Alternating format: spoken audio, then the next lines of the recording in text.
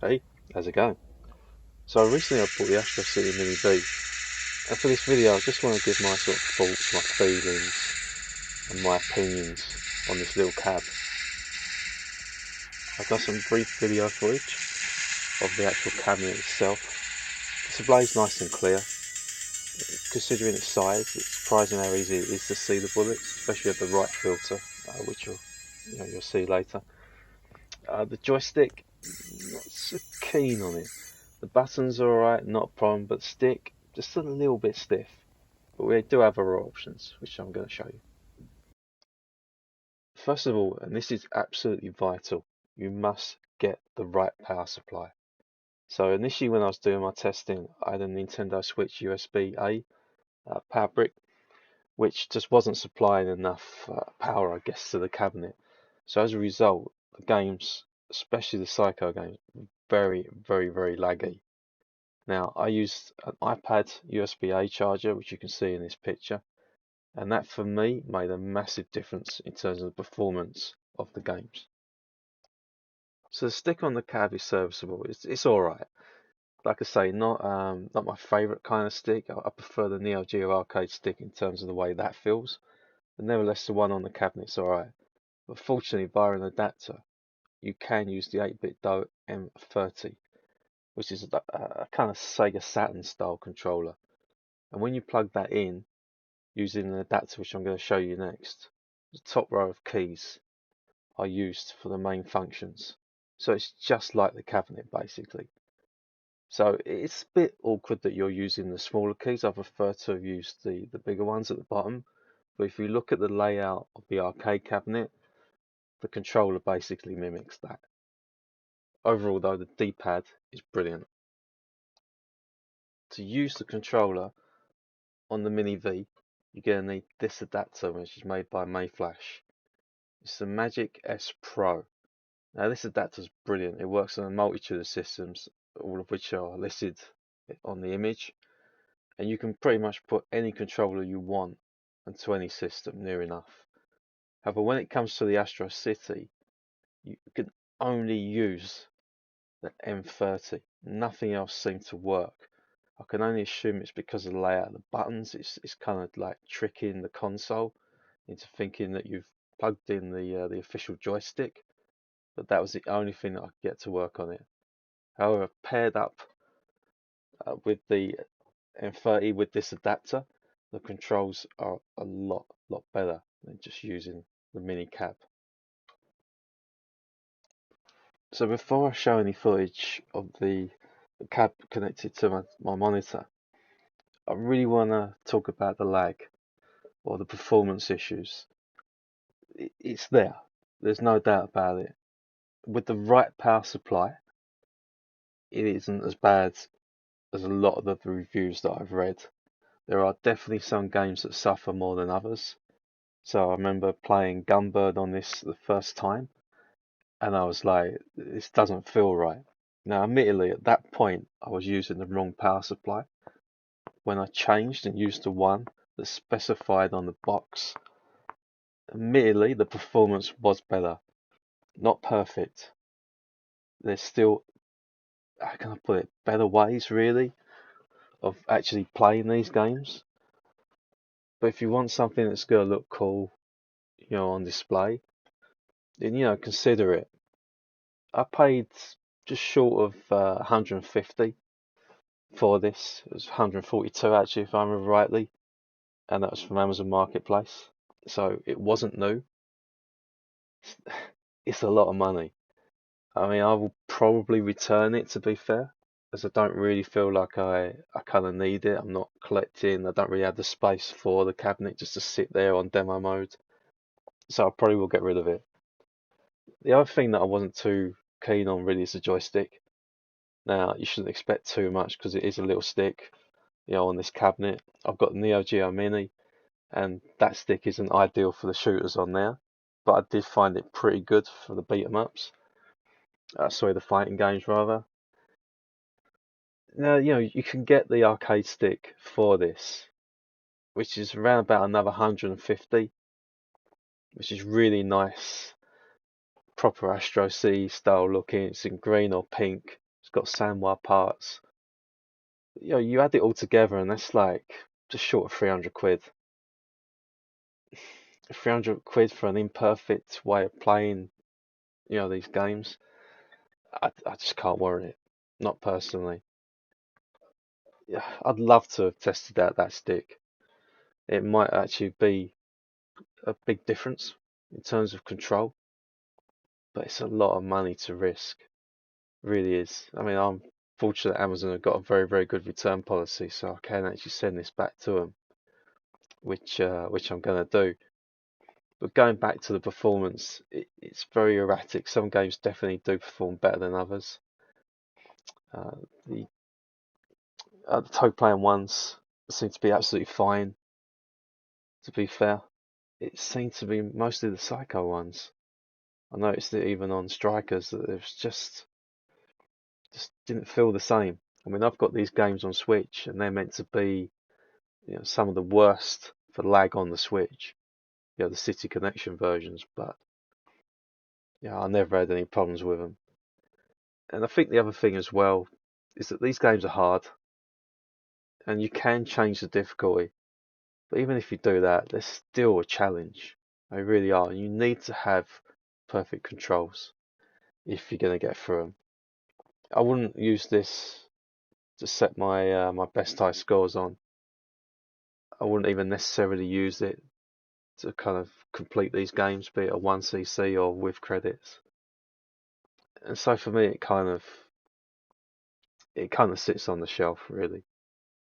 And for some, I think they'll love that. For others, it will gather dust. And I really would advise that you go and give it a try. It's nowhere near the dumpster fire that a lot of the reviews have been saying, in my honest opinion. But you will agree with them if you do not use the right power supply. So that is absolutely vital. As I mentioned, I've used an iPad USB-A charger to power my cab. And with regards to the controls, and this really did improve things a lot. As I mentioned not that long ago, I've used the Mayflash adapter with the 8-bit DO M30.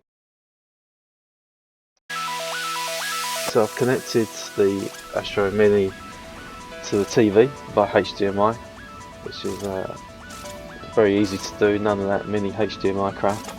Just plug the HDMI lead straight into the back, and then obviously into your telly. And you know, overall I think the picture quality is really good, to be fair. You know, no complaints there. But anyway, I'm going to cycle through the games that are on the console so you can see what's here, and then we'll look at the settings for the display next.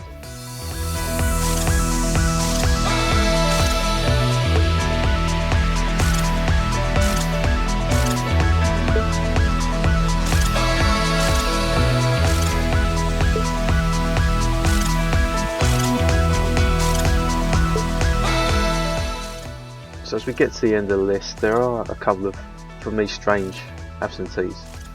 Battle Gorega, I hope I've said that right, is a definite. That to me really should have been on here. It's probably one of Rising's best shmups. And considering you've got the sequel on there, or at least I believe it's the sequel, which would be the last game on the list, it's a bit of a surprise omission. Also, it would have been very, very nice to see some cave games on there. Maybe that's down to licensing. But most of the top shmup developers from Japan are on there. To not have cave there, yeah, it's just it's sad really. It is what it is.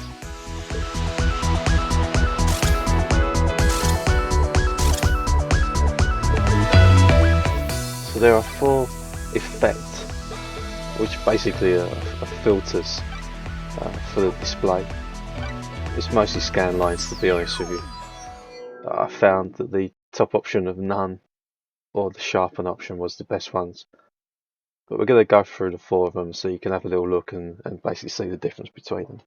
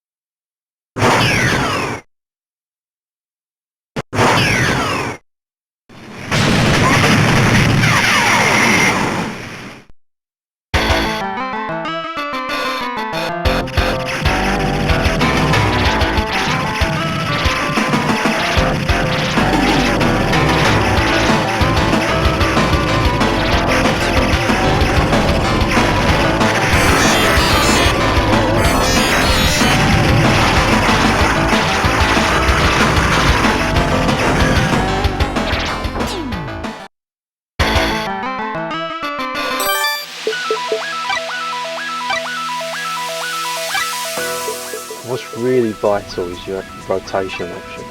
So if you do have a bigger display, you can put it in Tate, then yeah, you've got 90 degrees and 270 degrees, so you're covered better. There's also some nice wallpaper. You can have the kind of galaxy, which doesn't really mean much to me. So I went with the middle one, which has the Astro City Mini V. Very nice. So now I'm going to play the shmups that are on this little mini console. And I'm going to start from, well, I'm going to start from the top, so the earliest game, which is Moon Crester.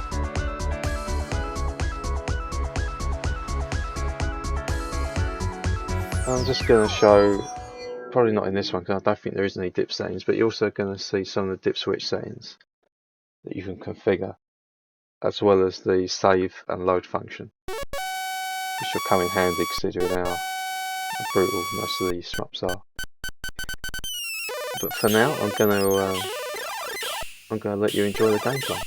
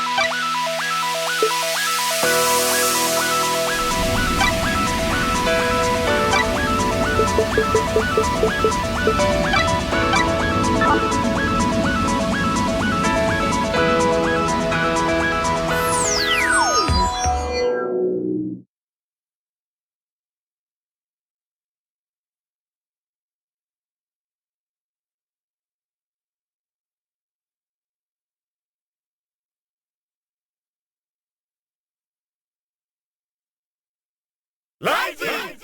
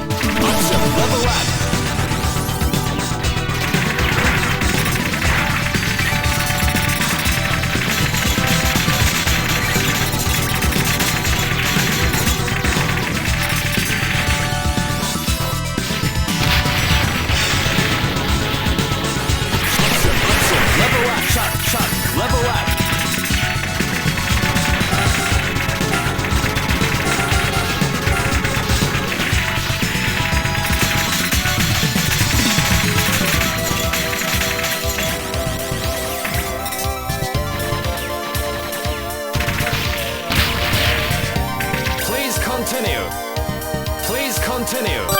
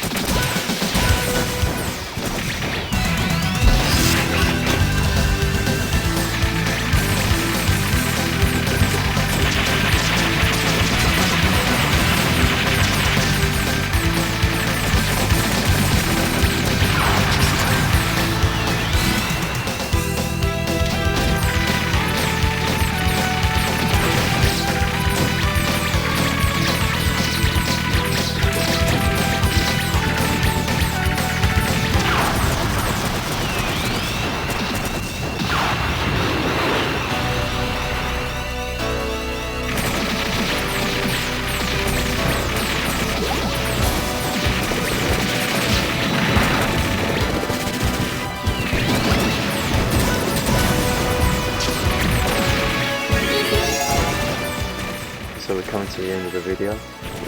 Showcase most of the games, certainly all of the shmups that we have on the console. So I hope you've enjoyed it. And you know, if you do decide to get one, please consider what I said at the beginning of the video with regards to the power supply, with regards to the control. Be a bit accepting that there is some lag, performance kind of issues. And you know, if you get it, above all, have fun with it. It's a really good little cabinet. I would consider keeping mine. Personally, I just can't want it. But thanks for watching, and if you do get the Mini V, enjoy.